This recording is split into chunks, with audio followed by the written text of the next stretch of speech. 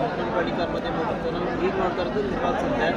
So ಈಗ pure bundle ಟಗರ್ ಇದೆ, ಅದು 100% ಪ್ಯೂರ್ ಇದೆ. ಫುಲ್ಲು ಕಂಪ್ಲೀಟ್ ವಿಡಿಯೋ ನೋಡಿ, ವಿಡಿಯೋ ಮಾಡಿ ಇನ್ಫಾರ್ಮೇಷನ್ ಇರುತ್ತೆ. ಸೊ ಈಗ ನೋಡ್ಬೋದು ಮರಿ ಇದು ಈಗ ಏಂತ ಪ್ಯೂರ್ ಬ್ರೀಡು ಮತ್ತು ಏಂತ ಕನ್ವರ್ಟ್ ಆಗುತ್ತೆ ಅಂತ ವೈಟ್ ಫೇಸ್ ಇದೆ. ಬ್ರೌನ್ ಇದೆ ಕಾಣಿಸುತ್ತಾ, ಮತ್ತು ಈ ಕಡೆ ಪೂರ್ತಿ ವೈಟ್ ಫೇಸ್ ಇರಬಾರ್ದು, ಈ ಥರ ಬ್ರೌನ್ ಇರಲೇಬೇಕಿದು.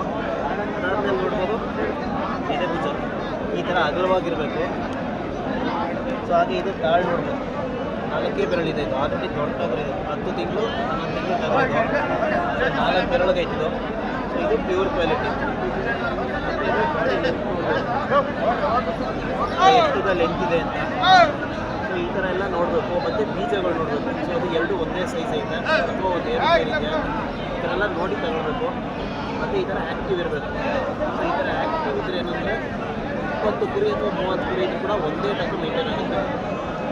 ಸೊ ನೋಡ್ಬೋದು ಇದು ಇನ್ನೂ ಅಲ್ಲೂ ಆಗಿಲ್ಲ,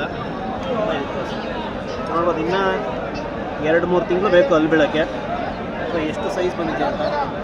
ಸೊ ಚೆನ್ನಾಗಿ ಫುಡ್ ಕೊಟ್ಟರೆ ಗ್ರೋತ್ ಕೂಡ ಅದೇ ಥರ ನೋಡ್ಬೋದು. ಈ ಥರ ಮರಿಗಳು ಸಂತೆಯಲ್ಲಿ ಕೂಡ ಸಿಗ್ತವೆ. ಈ ಮನೆ ಹತ್ರ ಬನ್ನಿ ಅಂತಾರೆ, ಅದೆಲ್ಲ ಏನಿಲ್ಲ.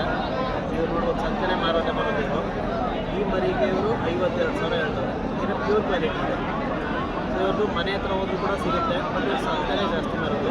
ಸೊ ಇವ್ರ ಹತ್ರ ಟೋಟಲ್ಲು ಒಂದು 15 ಮರಿ ಇರುತ್ತೆ. ಅದ್ರ ಬಗ್ಗೆ ಇನ್ಫಾರ್ಮೇಷನ್ ಕೊಡಬೇಕು ಅಂತಲೇ ಅದಕ್ಕೆ ಬರ್ತಾರೆ.